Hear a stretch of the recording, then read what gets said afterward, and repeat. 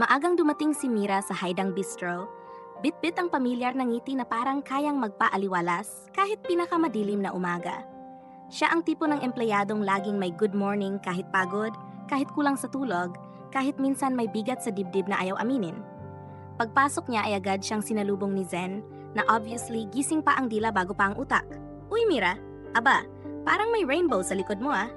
Ang aga-aga, ganyan agad kaganda ng ngiti. Napangguso si Mira pero natatawa. Loko-loko ka talaga, Zen. Kailangan natin to, no?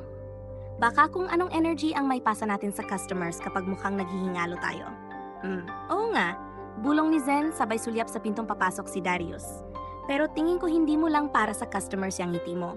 Parating na ang boss mo, oh. Paglingon ni Mira, sakto namang dumating si Darius. Maamo ang mukha, suot ang puting polo na parang sinesweldo para humaba ang kilay ng lahat ng babae sa paligid.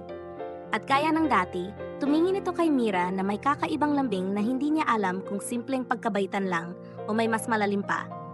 Oh Mira, good morning, sabi ni Darius, sabay ngiting hindi niya inialok kahit kanino sa staff maliban sa kanya.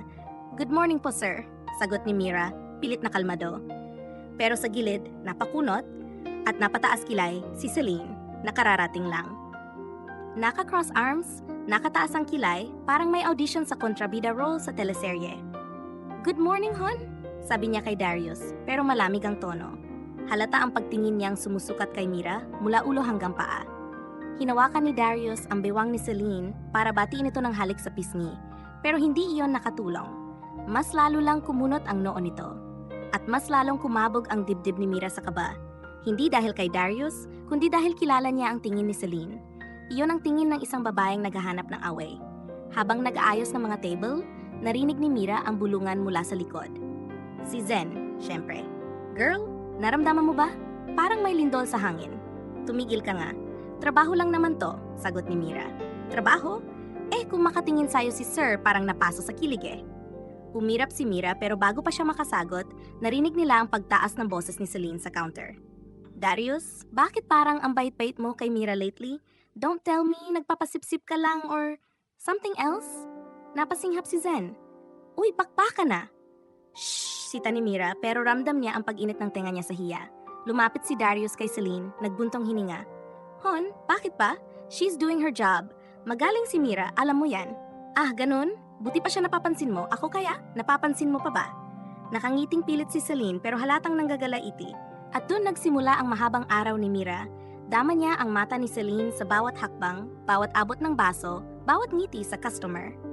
Maya-maya, isang matandang babae ang napadaan habang may batang takbong-takbo. Muntik nang mabangga si Mira kaya pinigilan niya. Ay maam, pasuyo po sana. Baka po pwedeng sabihan si baby na wag muna tumakbo rito, delikado po. Hindi siya pinansin ng ginang, humalukip-kip pa. Bago pa maisip si Mira ng susunod, umapaw ang order sa kusina. Tumagundong na ang ingay, sabay sigaw ni Zen. Mira, table 6. Mainit siyang sabaw, ha? Maingat siyang naglakad, pero sa hindi inaasahang sandali, sumulpot ang batang kanina, mabilis na tumakbo at boom, nagbanggaan sila. Naisalba ng Mira ang mangkok, pero hindi ang sarili niya. Tuluyang tumapon ang sabaw sa kamay niya. Ramdam niya ang hapti hanggang buto. Napatigil ang buong bistro. Mabilis na sumugot si Darius. Hawak agad ang kamay niya. Mira, nasaktan ka? Halika rito. At doon sumabog ang dinamitan matagal ng pinipigil ni Celine. Darius, ano yan? Halos pabulong pero puno ng galit. Hindi sumagot ang lalaki, abala sa pagpunas sa kamay ni Mira. At tuluyang pumutok si Celine. Ang tanga mo, isang mangkok lang hindi mo maingatang dalhin. Alam mo bang mahal yon? Celine, awat ni Darius pero hindi ito nakinig. At ikaw, turo niya kay Mira, tigilan mo nga yung drama mong paawa effect. Halata namang ginagawa mo yan para lapitan ka ni Darius. Hindi po ako, nanginginig na sagot ni Mira. Stop, malamig na sabi ni Darius, malinaw na para kay Celine. Sobra ka na.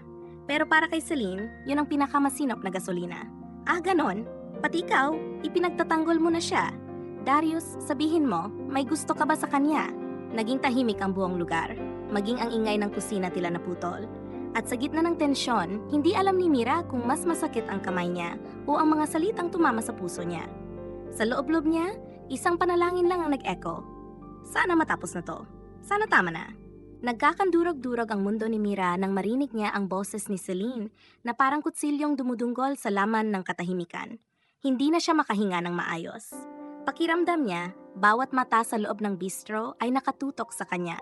Husga, duda, chismis, lahat sabay-sabay nakadikit sa balat niya. Mira, mahina at nag-aalalang tawag ni Darius, hawak pa rin ang kamay niyang namumula sa paso. Pero bago pa siya makapagbitaw ng kahit anong salita, muling sumargo si Celine. Alam mo Mira, kung hindi mo kaya ang trabaho, umalis ka. Hindi ka bagay dito. Isa kang istorbo na nagpapaka-inosente para lang makakuha ng simpatiya. Nanginginig na ang labi ni Mira, pero hindi siya makapagsalita. Hindi niya alam kung paano ipagtanggol ang sarili nang hindi nagmumukhang masama. Hindi rin niya kayang pumatol, hindi siya ganong klase ng tao. Pero alam niya, nasasaktan siya. Humakbang si Darius palapit kay Celine. Enough. Hindi niya sinasadya. Enough? Ako ang nagsasabi dito ng enough, singhal ni Celine. Itinuro si Mira gamit ang daliri niyang may mahabang pulang kuko.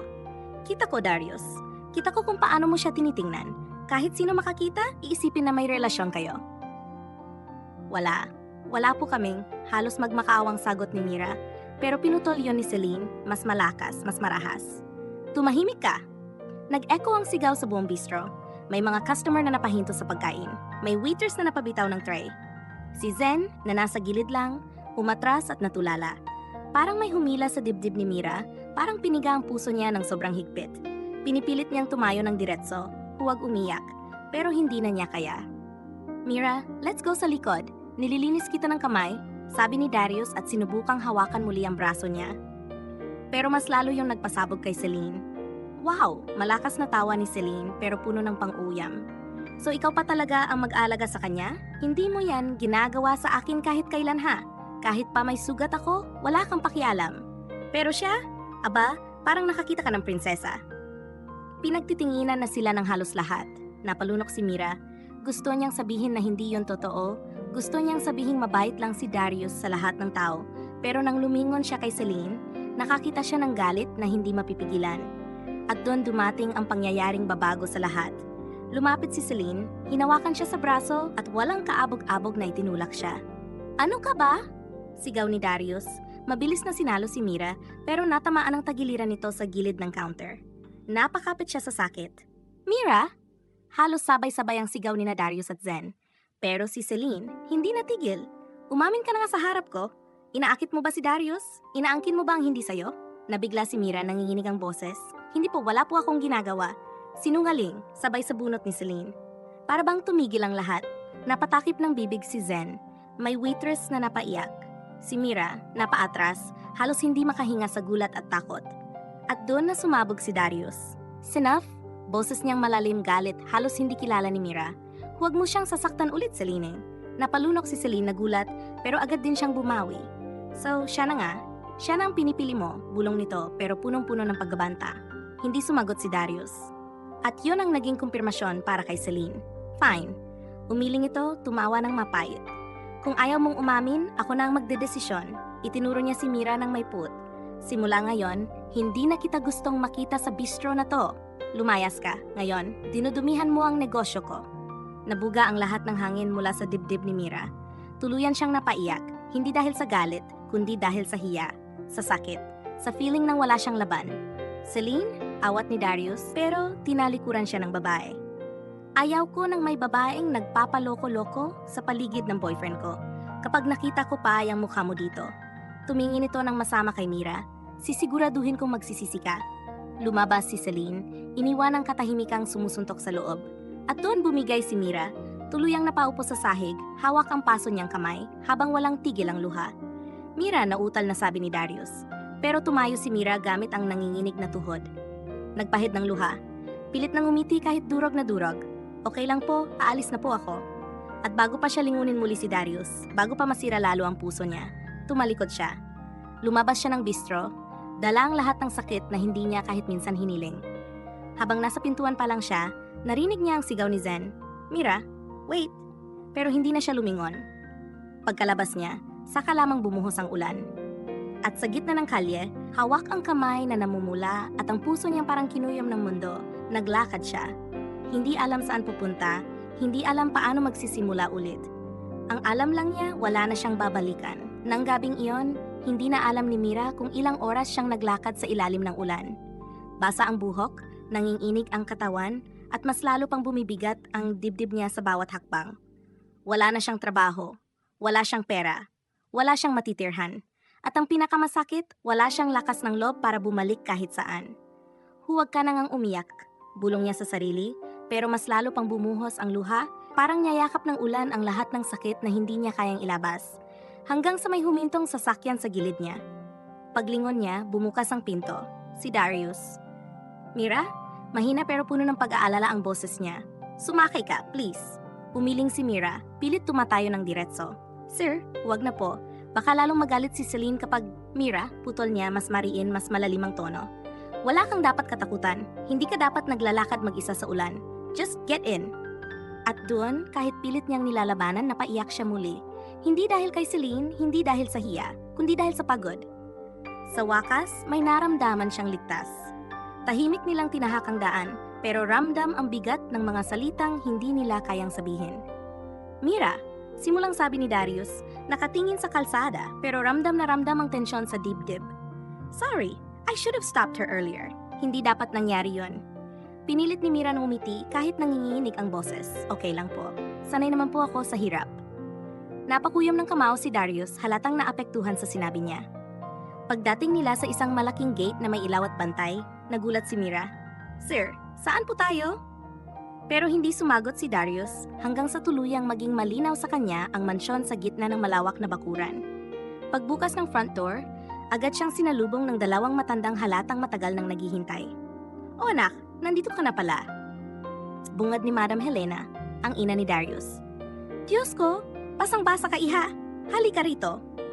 At dito kumunot ang noo ni Mira. Hindi niya expected na yayakapin siya agad ng isang estranghero. Pero tinanggap niya ang mainit na yakap na iyon, kahit akala niya kanina walang magpaparamdam ng ganito sa kanya. Sumunod ang ama ni Darius, si Sir Orion, na agad na nag-abot ng tuwalya. Sabay sabi, Aba iha, dapat sa ganitong oras nagpapahinga ka, hindi umaambon-ambon doon sa labas. Napatingin siya kay Darius na nakangiti ng banayad. Mamaya na po natin pag-usapan, sabi ni Darius sa kanyang mga magulang. Need muna niyang magbihis at magpahinga. Hinila siya ni Helena papasok para siyang anak na matagal nang hinihintay. At doon nagsimula ang bagong chapter na hindi niya inaasahan. Kinabukasan, parang ibang mundo ang gumising kay Mira. Nagising siya sa malambot na kama, puting kurtina, malamig na hangin mula sa bintana, at amoy ng mainit na pandesal mula sa baba. Paglabas niya, nakita niya si Orion at Helena, parehong nakangiti, parehong kumakain na parang walang bigat sa buhay. O Mira, halika na! Umupo ka rito sa tabi ko, aya ni Helena. Hawak agad ang kamay niya na parang matagal nang kilala. Naku iha, tikman mo itong sinangag ko. Sabi ng asawa ko, pang world class daw, biro ni Orion. Excuse me? Ako ang nagsabing world class, ako to! Sagot ni Helena, sabay tawa. Hindi napigilan ni Mira ang ngumiti. Parang may hinahaplos sa puso niya, isang init na matagal nang wala sa buhay niya. Habang kumakain sila, tumayo si Darius mula sa gilid, nagkape, at pasimpleng tumingin kay Mira. Mabuti na lang nagising ka. Okay ka na ba? Tumango si Mira ng mahinhin. O okay na po ako. Salamat po sa lahat. Ngumiti si Helena, napatingin sa kanilang dalawa na tila may nakikita siyang malalim na hindi makita ni Mira. Aba anak, bulong niya kay Darius habang nag-aabot ng kape. Kung ganyan ka rin magsalita sa akin araw-araw, iyak talaga ako sa kilig. Mama, natatawang reklamo ni Darius. Lumipas ang mga araw at naging routine na ni Mira ang magbantay kay Helena at Orion. Maghanda ng pagkain, samahan sa pag-exercise, makipagkwentuhan. At sa bawat araw na lumilipas, mas lalong lumalalim ang tawa ng magkakasama, mas lumalawak ang espasyo sa puso ni Mira na matagal nang iniwang walang laman. At si Darius? Hindi may kakailang dahan-dahang lumalapit. Good job today, sabi niya madalas habang naghuhugas sila ng plato. Huwag ka nang masyadong masipag. Baka maunahan mo pa ako. Biro niya sa tuwing naunahan siya ni Mira mag-ayos ng mesa. At minsan, Mira niya habang sabay nilang pinapanood sina Helena at Orion mag-asarang parang teenagers. Salamat ha, you make them happy. Hindi makatingin si Mira, bakit pa ang lambing ng boses niya? Bakit pa tumitibok ng kakaiba ang puso niya? Isang gabi, naabutan niya si Darius sa hardin, nakatingala sa ilaw ng lampara. Tahimik siyang lumapit. Sir, okay lang po ba kayo? Tumingin si Darius sa kanya. May lungkot sa mata na hindi niya pa nakikita noon. Napagod ako, sagot nito. Hindi sa trabaho, kundi sa hindi ko maintindihan sa sarili ko. Kung tungkol po kay Celine, pasensya na po kung hindi niya natapos dahil marahang umiling si Darius. Hindi, Mira, hindi dahil kay Celine. Dahan-dahang humakbang si Darius papalapit. Hindi halos makahinga si Mira. May ibang dahilan kung bakit hindi ako mapali at ayokong isipin na ikaw yon. Napasinghap si Mira. Umatras ng kaunti, hindi sa takot, kundi dahil hindi niya alam kung paano harapin ang biglang tibok ng dibdib niya. At bago niya pa maunawaan ang nararamdaman niya, may boses na sumigaw mula sa loob ng bahay. Mga anak, may snacks ako dito, si Helena. Sabay silang napatawa, halos magkalapit pa rin ang mukha. At doon unang naramdaman ni Mira ang hindi niya kayang itanggi. May nararamdaman siyang iba para kay Darius at mas naunawaan na niya kung bakit niya ito kinatatakutan. Pero hindi pa niya alam, malapit na bagyong magbibigay ng direksyon sa mga puso nilang dalawa. Pagkalipas ng ilang linggo mula nang bumalik si Mira, halos araw-araw balot ng saya at pagod ang bagong simula ng buhay niya. Abala siya sa pag-aayos ng dating restaurant ni Celine. Ngayon ay nasa ilalim na ng pangalan niya. Kailangan pa itong ayusin, pinturahan, ayusin ang kusina, palitan ng kagamitan. Pero sa bawat pagod na pawis, dama niya ang sarap ng katuparan. Sa likod ng lahat, palaging naroon si Darius. Tahimik pero laging nakabantay. Kung hindi siya nag-abot ng tubig, nag-aayos ng ilaw o nagpapasa ng mabibigat na kahon. Nandyan siya at nakamasid lang, para bang sinisigurong hindi matitinag si Mira kahit gaano kahirap ang proseso. Mira, sabi ni Darius habang bit-bit ang kahong puno ng pinggan, pahinga ka muna kahit sandali. Ngumiti si Mira ngunit umiiling. Hindi pa, konti na lang to. Gusto kong matapos bago mag-soft opening. Napatingin si Darius sa kanya. Hindi niya mapigilan ang humanga. Ang dating dalagang takot, mahiyain at madaling masaktan, ngayoy punong-puno ng determinasyon at liwanag. Minsan, iniisip niya, paano naging ganito katapang ang babaeng ito? Pero sa totoo lang, alam niya ang sagot. Naging matapang siya dahil pinili niyang lumaban. Dumating ang araw ng soft opening. Hindi magkamayaw ang tao. May mga dating customer, curious na mga bagong mukha, at pati mga food blogger na narinig ang pagbabalik ng restaurant sa bagong pamamahala. Habang kumikilos si Mira sa kusina, parang musika ang tunog ng mga kaldero. Napapansin niyang panay ang tingin sa kanya ng staff, hindi lang dahil siya ang head chef, kundi dahil buhay ang enerhiya niya. Hindi siya tumitingin bilang boss, bagkus bilang kasama. Sa dining area, abala si Darius sa pagsalubong sa mga bisita. Nakaitim na long sleeves, medyo nakataas ang manggas at suot ang pamilyar niyang confident smile.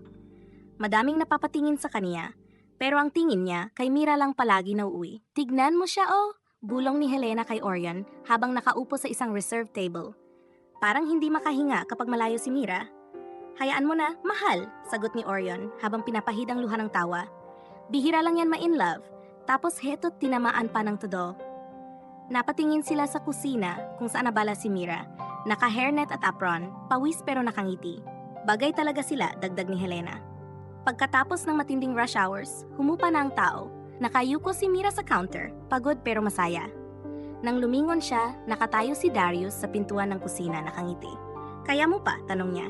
Medyo nanginginig na po yung tuhod ko, natatawang sagot ni Mira. Pero masaya ako. Lumapit si Darius. Tara, lumabas ka sandali.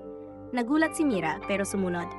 Dinala siya ni Darius sa gitna ng restaurant at doon niya narinig ang isa-isang pag-click ng ilaw na biglang lumiwanag sa kisame. Sa loob ng ilang segundo, naroon na sina Helena at Orion, pati halos lahat ng staff. Nakahanay sila, may hawak na maliit na bulbs na umiilaw ng maliliit na kulay. Darius, ano to? Tanong ni Mira, kinakabahan sa biglang pag-init ng paligid. Hindi sumagot si Darius. Lumuhod siya, parang tinamaan ng kidlat si Mira. Napahawak siya sa bibig. Pigil hininga ang lahat. Mira, simulang sabi ni Darius, boses na puno ng damdamin. Unang beses pa lang kitang nakita, hinangaan na kita. Noong nasaktan ka, gusto kong saluhin lahat ng sakit mo para hindi ka na muling lumuha. Noong umalis ka, hindi ako sigurado kung babalik ka pa. Pero nang makita kitang muling tumakbo papunta sa amin sa akin, alam kong tama lahat ng paghihintay. Tulo ang luha ni Mira. Hindi mo alam kung gaano mo binago ang buhay ko, dagdag ni Darius. Kung paano mo pinuno ng kulay ang lahat ng parte ng mundong hindi ko na napapansin. Mira, mahal kita. Higit pa sa alam ko.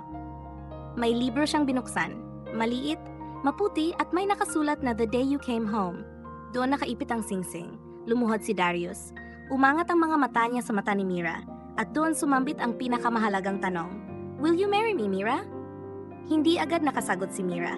Hindi dahil nagdadalawang isip siya, kundi dahil hindi siya makapaniwala na may lalaking nagtatangi sa kanya ng ganito kalalim. Pinigilan niya ang hikbi, ngumiti habang umiiyak at marahang tumango. Oh, bulong niya. Oh, Darius, papakasalan kita. At sa sandaling iyon, hindi lamang nagpalakpakan ang lahat, nagyakan din sina Helena at Orion na para bang kasal na ang nagaganap. Niyakap ni Darius si Mira ng mahigpit at hinalikan niya ito sa gitna ng restaurant na minsang naging lugar ng luha, ngunit ngayon ay naging simbahan ng pangako. Makalipas ang 1 taon, matagumpay ang restaurant ni Mira. Naging tahanan ito ng mga taong naghahanap ng inspirasyon, ng bagong simula at ng malasang kwento sa bawat putahe. Ang mga taong dati hindi naniniwala sa kanya, ngayon ay siya ang tinitingala. Ngunit sa kabila ng lahat ng tagumpay, nanatili siyang mapagkumbaba. Hindi niya kinalimutan kung saan siya nanggaling, kung gaano kasakit ang simula, at kung sino-sino ang mga rumesbak sa kanya nung wala siyang kakampi. Sa tabi niya, naroon si Darius, hindi lamang bilang asawa, kundi bilang kasama sa bawat tagumpay at pagkadapa. At tuwing naisip ni Mira ang lahat ng pinagdaanan niya, hindi niya maiwasang ngumiti. Dahil totoo nga, minsan, ang taong nilalapastangan, nilalait at ginagawang maliit, siya ang may pinakamalaking kwento ng pagbangon. At sa huli, napatunayan ni Mira na walang hadlang ang estado, kahirapan o nakaraan. Sapagat basta't may puso kang handang magmahal, magpatawad at lumaban, hinding-hindi ka mawawala ng araw na usbong muli. At iyon ang kwento niya, ang kwento nila ni Darius. Isang kwentong nagsimula sa luha, pero nagtapos sa pag-ibig na walang hanggan. Hindi nakatulog si Mira ng gabing iyon. Kahit nakayakap sa kanya si Darius, hindi humuhupa ang kaba sa dibdib niya. Nakakatingin siya sa kisame, nanginginig ang kamay, at paulit-ulit na bumabalik sa isip niya ang video, ang edited na bersyon na kayang sirain ng lahat. Mira, bulong ni Darius habang humihigpit ang yakap, I promise, hindi ka nila masasaktan, hindi mo haharapin to mag-isa. Pero hindi sumagot si Mira, hindi dahil hindi siya naniniwala kay Darius, kundi dahil mas takot siya sa isa pang bagay, ang posibilidad na baka tama si Raven, na kahit magpaliwanag siya, walang maniniwala. Kinabukasan, dinala nila ang dokumento sa abogado. Tahimik si Mira habang pinag-aaralan nina Darius at ng lawyer ang notice of claim. Maya-maya, nagbuntong hininga ang abogado. Mira, simula nito, mabigat ang tono. Kung totoo ang video na to, madali sanang madismiss. Pero hindi totoo. Mabilis na sagot ni Mira, halos pumutok ang boses sa galit at pagkalito. Minanipula nila, alam kong minanipula nila. Problema nga iyon, sagot ng abogado. Halos perpekto ang pagkaka-edit, mukhang authentic, at walang ibang video mula sa ibang angle. Napahawak si Mira sa ulo niya. May witnesses kami, sabat ni Darius. Sina Papa at Mama, family testimonies aren't strong enough, sagot ng abogado agad. Kailangan natin ng solid proof. Napatigil si Mira, umikot ang mundo niya, at sa loob ng ilang segundo, hindi niya napigilang maiyak.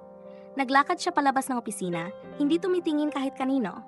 Paglabas niya, diretso siyang naupo sa bench sa hallway, hawak ang ulo, nanginginig ang balikat. Sumunod si Darius, maingat siyang hinawakan sa braso. Mira, I'm here. Please talk to me. Umiling siya. Darius, hindi ko kaya to. Hindi ko kakayanin kung mawawala lahat. Hindi ko kayang bumalik sa dati. Ang Mira na walang pera, walang trabaho, walang tahanan. Mira, sabi ni Darius, hinawakan ang pisngi niya para mapatingin siya sa kanya. You're not alone anymore. May pamilya ka na. May tahanan ka kasama ako. Pero kahit gaano kalambing ang tinig ni Darius, may isang bagay na hindi niya kayang itago. May takot na lumalalim sa puso ni Mira. Hindi dahil hindi niya kayang lumaban, kundi dahil baka pag siya ang hinabol na nakaraan, madamay ang lahat ng mahal niya. Habang papauwi sa sasakyan, biglang may tumawag sa phone ni Mira. Unknown number. Kinabahan siya. Mira, bulong ni Darius, huwag mong sagutin kong. Pero sinagot niya, at sa kabilang linya, isang boses na gasgas, pamilyar, parang nagmumula sa butas ng sugatang kaluluwa. Mira, ikaw yan? Si Celine. Nanlamig ang likod niya. Napatitig siya kay Darius habang lumulutang ang boses na yon sa tenga niya. Celine, anong kailangan mo? Mira, please, pumunta ka dito. Kailangan kitang makausap. Gumapang ang kaba sa buong katawan ni Mira. Celine, hindi ako pwedeng pumunta. May demanda ka sa akin. Sinira ni Raven ang pangalan ko. Ano pang gusto mo? Mira, at doon nabasag ang boses ni Celine, hindi ko alam tong ginagawa ng kapatid ko. Hindi ako ang may gustong idemanda ka. Hindi ako ang nagpalabas ng video. Hindi ako. Naputol ang linya. Tumayo si Mira nanginginig. Darius, may mali. Hindi si Celine ang gumagawa nito. Anong pinagsasabi mo? Tanong ni Darius, halatang naguluhan. Mali ang tono ng boses niya. Hindi siya galit. Hindi siya nagbabanta. Parang may sinasabi siya na hindi niya masabi. Hinawakan ni Darius ang balikat niya. Mira, hindi ka pwedeng pumunta sa kanya. Maari itong patibong ni Raven. Pero paano kung hindi? Sagot ni Mira, may halong desperasyon. Paano kung si Celine mismo ang nasa panganib? Saglit silang nagtitigan. Parehong may takot sa mata. Parehong hindi alam ang totoong panganib na nasa unahan nila. Mira, bulong ni Darius, please, huwag mong ilagay sa panganib ang sarili mo. Humigpit ang hawak ni Mira sa cellphone. Kumakabog ang dibdib niya. Ngunit may tinig sa loob ng puso niya na paulit-ulit na sumisigaw, hindi ito tungkol sa demanda. Hindi ito tungkol sa negosyo. May mas malalim na nangyayari at si Celine, mukhang naghihiningalo sa takot. At si Mira, hindi siya palaging matapang. Pero hindi niya kayang talikuran ng isang taong humihingi ng saklolo kahit pa iyon ang babaeng minsan nanira sa buhay niya. Huminga ng malalim si Mira. Darius, pupuntahan ko siya. No. Malakas na sagot ni Darius, halos sigaw. Hindi ako pumapayag. Hindi mo ako mapipigilan. Mira, Darius, may nagtatago sa likod nito. Hindi si Celine ang gumagawa, may mas malala, at kailangan kong malaman kung ano. Paano kung patibong nga? Paano kung masaktan ka? Mas masakit ang hindi ko malaman ang totoo. Natigilan si Darius. Tumulo ang luha sa gilid ng mata ni Mira habang nakatingin sa kanya. Darius, I'm scared. Pero mas natatakot akong manahimik habang may taon nagsasabing kailangan siya ng tulong. Hindi makasagot si Darius. Sa wakas, dahan-dahan siyang napayuko. At sa tinig na nanginginig, kung pupunta ka, sasama ako. Pero bago pa siya makangiti, biglang umalingaw-ngaw ang tunog ng isang motor sa gilid ng kalsada. Isang lalaking naka-helmet ang lumapit. Hindi man lang bumaba ng motor. At bago pa sila makagalaw, may ibinato itong maliit na bagay sa lupa, bomb warning device na nag-blink ng pulang ilaw. Napasigaw si Darius, Mira, takbo! At sumabog ang putok. Hindi nakatulog si Mira ng gabing iyon. Kahit nakayakap sa kanya si Darius, hindi humuhupa ang kaba sa dibdib niya. Nakatingin siya sa kisame, nangiinig ang kamay, at paulit-ulit na bumabalik sa isip niya ang video, ang edited na bersyon na kayang sirain ang lahat. Mira, bulong ni Darius habang humihigpit ang yakap, I promise, hindi ka nila masasaktan. Hindi mo haharapin to mag-isa. Pero hindi sumagot si Mira, hindi dahil hindi siya naniniwala kay Darius, kundi dahil mas takot siya sa isa pang bagay. Ang posibilidad na baka tama si Raven, na kahit magpaliwanag siya, walang maniniwala. Kinabukasan, dinala nila ang dokumento sa abogado. Tahimik si Mira habang pinag-aaralan ni Darius at ng lawyer ang notice of claim. Maya-maya, nagbuntong hininga ang abogado. Mira, simula nito mabigat ang tono. Kung totoo ang video na to, madali sanang madismiss. Pero hindi totoo. Mabilis na sagot ni Mira, halos pumutok ang boses sa galit at pagkalito. Minanipula nila. Alam kong minanipula nila. Problema nga iyon, sagot ng abogado. Halos perpekto ang pagkaka-edit. Mukhang authentic at walang ibang video mula sa ibang angle. Napahawak si Mira sa ulo niya. May witnesses kami, sabat ni Darius. Sina Papa at Mama. Family testimonies aren't strong enough, sagot ng abogado agad. Kailangan natin ng solid proof. Napatigil si Mira. Umikot ang mundo niya at sa loob ng ilang segundo, hindi niya napigilang maiyak. Naglakad siya palabas ng opisina, hindi tumitingin kahit kanino. Paglabas niya, diretso siyang naupo sa bench sa hallway, hawak ang ulo, nanginginig ang balikat. Sumunod si Darius, maingat siyang hinawakan sa braso. Mira, hey, I'm here. Please talk to me. Umiling siya. Darius, hindi ko kaya to. Hindi ko kakayanin kung mawawala lahat. Hindi ko kayang bumalik sa dati. Ang Mira na walang pera, walang trabaho, walang tahanan. Mira, sabi ni Darius, hinawakan ang pisngi niya para mapatingin siya sa kanya. You're not alone anymore. May pamilya ka na. May tahanan ka, kasama ako. Pero kahit gaano kalambing ang tinig ni Darius, may isang bagay na hindi niya kayang itago. May takot na lumalalim sa puso ni Mira. Hindi dahil hindi niya kayang lumaban, kundi dahil baka pag siya ang hinabol ng nakaraan, madamay ang lahat ng mahal niya.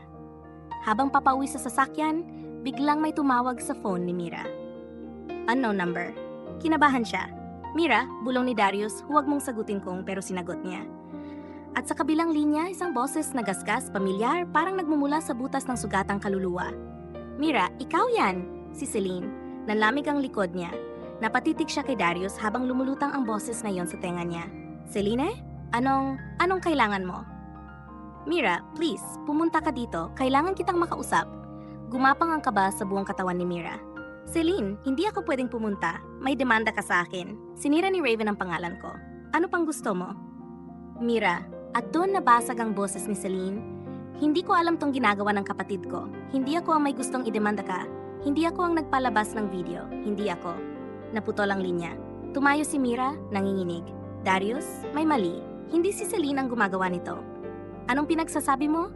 Tanong ni Darius, halatang naguguluhan. Mali ang tono ng boses niya. Hindi siya galit. Hindi siya nagbabanta. Parang may sinasabi siya na hindi niya masabi. Hinawakan ni Darius ang balikat niya. Mira, hindi ka pwedeng pumunta sa kanya. Maari tong patibong ni Raven. Pero paano kung hindi? Sagot ni Mira, may halong desperasyon. Paano kung si Celine mismo ang nasa panganib? Saglit silang nagtitigan. Parehong may takot sa mata. Parehong hindi alam ang totoong panganib na nasa unahan nila. Mira, bulong ni Darius. Please, huwag mong ilagay sa panganib ang sarili mo. Humigpit ang hawak ni Mira sa cellphone. Kumakabog ang dibdib niya. Ngunit may tinig sa loob ng puso niya na paulit-ulit na sumisigaw. Hindi ito tungkol sa demanda. Hindi ito tungkol sa negosyo.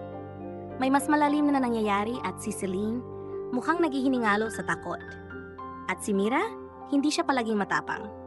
Pero hindi niya kayang talikuran ang isang taong humihingi ng saklolo. Kahit pa iyon ang babaeng minsan nanira sa buhay niya. Huminga ng malalim si Mira. Darius, pupuntahan ko siya. No. Malakas na sagot ni Darius, halos sigaw. Hindi ako pumapayag. Hindi mo ako mapipigilan. Mira, Darius, may nagtatago sa likod nito. Hindi si Celine ang gumagawa. May mas malala. At kailangan kong malaman kung ano. Paano kung patibong nga? Paano kung masaktan ka? Mas masakit ang hindi ko malaman ang totoo. Natigilan si Darius. Tumulo ang luha sa gilid ng mata ni Mira habang nakatingin sa kanya. Darius, I'm scared. Pero mas natatakot akong manahimik habang may taong nagsabing kailangan siya ng tulong. Hindi makasagot si Darius. Sa wakas, dahan-dahan siyang napayuko at sa tinig na nanginginig, kung pupunta ka, sasama ko. Pero bago pa siya makangiti, biglang umalingaw-ngaw ang tunog ng isang motor sa gilid ng kalsada. Isang lalaking naka-helmet ang lumapit, hindi man lang bumaba ng motor.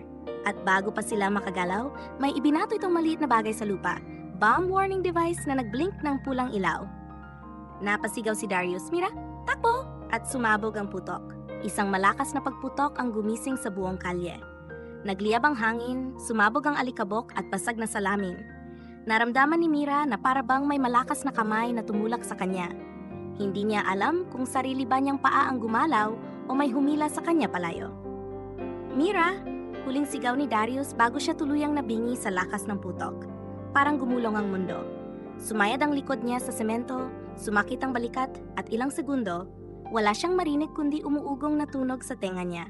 Mabigat ang ulo, mabagal ang paligid, lumalabo ang paningin. Mira! Mira! Mahina, paos na boses ang narinig niya. Sinubukan niyang igalaw ang ulo niya. Doon niya nakita si Darius, nakadapa, nakaharang ang katawan sa kanya. May mga piraso ng basag na salamin sa paligid. Sa gilid may usok, nagliliyab ang kung anong metal na bahagi ng device na iyon. Darius! Darius! Halos wala sa hulog niyang sigaw. Nanginginig ang kamay habang hinahawakan ang balikat nito. Dahan-dahan itong gumalaw, umuungol sa sakit. May sugat ang braso niya, may bahid ng dugo sa gilid ng noo. Pero gumalaw ang bibig nito, pilit ngumiti. See, sabi ko naman sa'yo, hindi ka nila masasaktan, bulong niya. Doon tuluyang bumigay si Mira. Niyakap niya si Darius, umiiyak, nanginginig. Ambulansya! Tulungan niyo kami! Sigaw ng isang security guard na narinig niya mula sa malayo. May mga taong nagtakbuhan, may sumisigaw, may nagvi-video, may umiiyak. Pero sa sandaling yon, isa lang ang umiikot sa isip ni Mira. Kaya ko bang ipaglaban ang lahat na to? Kung pati buhay namin ang kapalit. Makalipas ang ilang oras, nasa ospital na sila. Si Darius, may benda sa braso at ulo, pero stable. Si Mira, gumagalaw pa rin, puro gasgas at pilay, pero walang malalang pinsala. Huwag kayong mag-alala, sabi ng doktor. Swerte pa kayo. Kung ilang segundo pa bago kayo nakatakbo, baka iba na istorya natin. Napahawak si Mira sa dibdib niya, sabay tingin kay Darius na nakahiga, nakapikit pero gising na. Kamusta ka na? Tanong nito, boses na paos pero pilit magaan. Dapat ako ang nagtanong niyan, sagot niya, nangingiti sa gitna ng luha. Ikaw yung sumalo sa akin, di ba? Bahagyang natawa si Darius, pero napangiwi sa sakit. Wala yon. Sanay na akong sumalo ng sakit mo. Huwag kang ang corny. Eh di wag, pero ngumiti pa rin siya. Maya-maya, dumating sina Helena at Orion, parehong halos wala ng boses sa kakaiyak. Niyakap nila si Mira at si Darius na parang ayaw ng pakawalan. Anak, gusto ko nang saksakin yang Raven na yan ng kutsarita. Reklamo ni Helena, nanginginig ang kamay. Ginagawa kayong target? Hindi siya tao. Kalma ka mahal, awat ni Orion, pero halata ring nanginginig ang panga sa galit. Hinaharap to sa tamang paraan. Hindi pwedeng tayo ang maging halimaw. Wala nang mas halimaw pa sa sumasabog sa gitna ng kalsada. Sagot ni Helena. Hinawakan ni Mira ang kamay ni Helena. Okay lang kami ni Darius. Buhay po kami, yon ang importante. Pero sa loob niya, hindi siya mapakali. Hindi iyon simpleng babala. Hindi iyon simpleng pananakot. Binibigyan siya ng mensahe ni Raven. Kaya kita nga buting kahit saan. At doon niya napagtanto, hindi na lang ito tungkol sa demanda. Ito na ay giyera. Ilang araw silang tumigil muna sa restaurant operations. Sinabihan sila ng pulis na magpahinga, mag-ingat, at iwasang lumabas ng walang kasama. Kinuha rin ang CCTV footage sa paligid kung saan sumabog ang device. Sa video, kitang-kita ang motor na walang plaka, naka-full helmet ang rider, mabilis, maingat. Sigurado ako si Raven yon, singhal ni Helena habang pinapanood ang replay. Kung hindi siya, alipores niya. Ma'am, kailangan pa po namin ng ebidensya, sagot ng pulis. Sa ngayon, wala pa kaming malinaw na mukha. Basta isang araw makikita niyo rin mukha niya, bulong ni Mira, halos wala sa sarili. Pagkaalis ng mga pulis, lumapit si Darius kay Mira. Hindi ka nagsasalita masyado, puna niya, nakatitig sa kanya. Ano na naman yang iniisip mo? Huminga ng malalim si Mira. Hindi ako titigil, Darius? Alam kong hindi, sagot niya. May ngiting alam na niya ang sagot bago patanungin. Pero sabihin mo pa rin sa akin, kailangan kong makita si Celine. Umiling si Darius, pero hindi na siya nagulat. Alam niyang doon talaga papunta ang isip nito. Mira, muntik na tayong pasabugin. Anong next? Baril? Kidnap? Humakbang siya palapit, hinawakan ang pisngi ni Mira. Hindi ko kayang isipin na mawawala ka dahil lang sa kagustuhan mong ayusin ang gulo ng ibang tao. Naiintindihan ko, sagot ni Mira, nakatingin din sa mga mata niya. Pero Darius, kung hindi natin maintindihan ang totoong nangyayari kay Celine, mananatili tayong walang depensa. Nagtagpo ang mga tingin nila. Walang gustong umatras pero pareho silang takot. Sa huli, si Darius ang unang nagbuntong hininga. Sige, sabi niya, halos bumigay ang puso. Pero may kondisyon. Ano? Sasama ako at hindi ka lalapit kay Raven, kay Celine lang. Maliwanag? Tumango si Mira. At isa pa, dagdag ni Darius na papikit saglit, kapag may naramdaman kang kakaiba, alis tayo. Kahit nasaan na tayo sa usapan, kahit anong sabihin niya. Okay? Sige, mahinang sagot niya. Pangako. Nag-text ulit ang unknown number kinagabihan. Mira, please, huwag kang mag-reply. Baka mino-monitor ni Raven ang phone ko. Kung pwede, pumunta ka sa lumang bodega sa likod ng dating showroom namin. Alone, please. Halos malaglag ang puso ni Mira sa nabasa. Alone. Hindi. Maring sabi ni Darius nang ipakita niyang message. Hindi ka pupunta mag-isa. Ngumiti si Mira ng mapait. Wala namang balak sumunod si Mira. No. Good, sagot ni Darius. Kasi kahit hindi mo sabihin, susundan pa rin kita. Kinabukasan ng gabi, tahimik ang paligid nang makarating sila sa lumang bodega na tinutukoy ni Celine. Malayo sa highway, luma ang gate, may bakas ng kalumaan ang mga pader.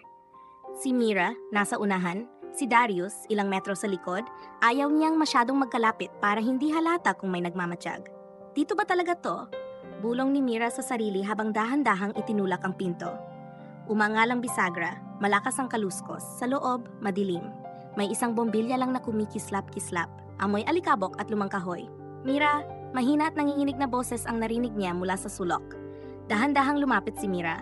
Doon niya nakita si Celine, payat, maputla, parang ilang araw nang hindi natutulog. May pasa sa braso, may gasgas sa liig. Nakaupo sa isang lumang kahon, nakayuko, hawak ang cellphone na parang lubid ng pag-asa. Celine, bulong ni Mira. Anong ginawa niya sa'yo? Napatingin si Celine, bahagya nagulat. Sumama ka talaga. Hindi ako nag-isa, sagot ni Mira. Baka may ginagawa na namang kalokohan si Raven. Umiling si Celine. Hindi siya basta kalokohan, Mira. Lulong siya sa galit, sa pera, sa kontrol. Unti-unti siyang tumayo, lumapit kay Mira. Kitang-kita sa mata niya ang takot. Hindi na siya yung Celine noon na palaban. Mataas ang pride, malakas ang loob. Ngayon, para siyang sibuyas na binalatan, puro sugat sa loob. Hindi ako ang nag-file ng kaso sa'yo, panimula niya. Pinapirma niya lang ako sa kung ano-ano, gamit ang takot ko na mawalan ng natitirang pera ko. Akala ko loan forms, akala ko negotiation papers, pero parte na pala yon ng kaso. Nanlaki ang mata ni Mira, so alam mong may kaso laban sa akin. Kailan ko lang nalaman ang buong laman, sagot ni Celine na papikit. Masyado na akong malalim sa hawak niya. May hawak siyang secret accounts ko, illegal transactions na pinalabas niya na ako ang gumawa. Sa totoo lang, napayuko siya, nanginginig ang balikat. Ginagamit niya ang restaurant mo para pagtakpan ang mga nilalabas niyang pera sa black market. Ang gusto niya, bumagsak ka, mabubura pangalan mo. At sa bandang dulo, siya ang bibili ng lahat sa alok na baba presyo. Lahat ng pinaghirapan mo, magiging harapan lang ng maduming negosyo niya. Parang binuhusan ng yelo si Mira. Sumikip ang dibdib niya. Hindi lang pala reputasyon niya ang tinatarget ni Raven, kinukuha siya, buong buo. Bakit ako? Halos pabulong niyang tanong. Bakit hindi ibang business? Bakit ako pa? Tumingin si Celine sa kanya, diretso, walang paligoy-ligoy. Kasi mahal ka ni Darius. Napatigil si Mira, matagal nang nainggit si Raven sa kanya, patuloy ni Celine. Lahat daw sa inyo, love life, parents, business, reputasyon, parang binebenta sa kanya ng mundo. Siya, lumaki sa loob ng gulo sa mga magulang naming palaging naghihiwalay at nagbabalikan. Sanay siya sa ganti. Sa kanya ang pagmamahal walang saysay, pero pag nakikita kanya, ikaw ang buhay mo. Parang hinahampas siya araw-araw ng realidad na may mga taong pinipili pa rin maging mabuti kahit ilang beses na silang sinaktan. Marahang ngumiti si Celine, ngunit may luha sa gilid ng labi. Galit siya sa'yo kasi hindi ka bumababa sa level niya. Natahimik si Mira, tinamaan siya sa bintang na hindi naman bintang, kundi totoo. Mira, boses yun ni Darius mula sa labas ng pinto. Okay ka lang ba? Nandito si Darius? Gulat na tanong ni Celine. Sinundan ka niya. Hindi mo talaga mapipigilan yon, sagot ni Mira, bahagyang natawa kahit nanginginig. Pero bago pa siya makalapit sa pinto, biglang sumara ito ng malakas mula sa labas. Swak! May malakas na tunog ng kandado. Sumunod ang boses na kilalang-kilala na ni Mira. Alam ko namang hindi ka susunod sa instructions ko, Mira. Si Raven. Naroon siya, sa labas, at silang tatlo na trap sa loob. Darius! Sigaw ni Mira, sabay sa bunot sa lumang doorknob. Darius, umalis ka na. Huwag ka nang papasok dito. Mira! Sigaw ni Darius mula sa labas. Marinang tunog ng pagbangga niya sa pinto. Raven, hulihin ka sanang hindi na niya natapos ang sumpa. May tunog ng suntukan, may kalabog, may nahulog. Darius! Pahikbing tawag ni Mira. Darius! Nagtawanan si Raven, mahinang, nakakasulasok. Relax, buhay pa siya. Hindi pa ngayon ang araw niya. Napatakip ng bibig si Mira, nanginginig ang tuhod. Sa tabi niya, si Celine ay agad lumapit at hinawakan ang braso niya. Mira, makinig ka sa akin. Pabulong sabi ni Celine, mabilis, klarong sanay sa ganitong delikadong sitwasyon. Hindi niya tayo sasabugan dito. Hindi siya tanga. Hindi niya sisirain ang lugar na ginamit niyang taguan ng mga dokumento at gamit niya. Pero gagamitin kanya. Gagamitin kanyang leverage. Leverage? Halos wala sa huwisyo niyang tanong. Sa labas, si Darius. May pamilya siya, may pera, may koneksyon. Kung hawak ka ni Raven, hawak niya ang lahat. At doon, unti-unting lumipat ang takot ni Mira sa ibang anyo. Hindi na lang takot na masaktan, kundi takot na siya mismo ang maging dahilan kung bakit masasaktan ang lahat ng mahal niya. Mira, boses na yun ni Raven mula sa likod ng pader pero malinaw na malinaw. Mag-usap tayo. Ikaw lang at ako.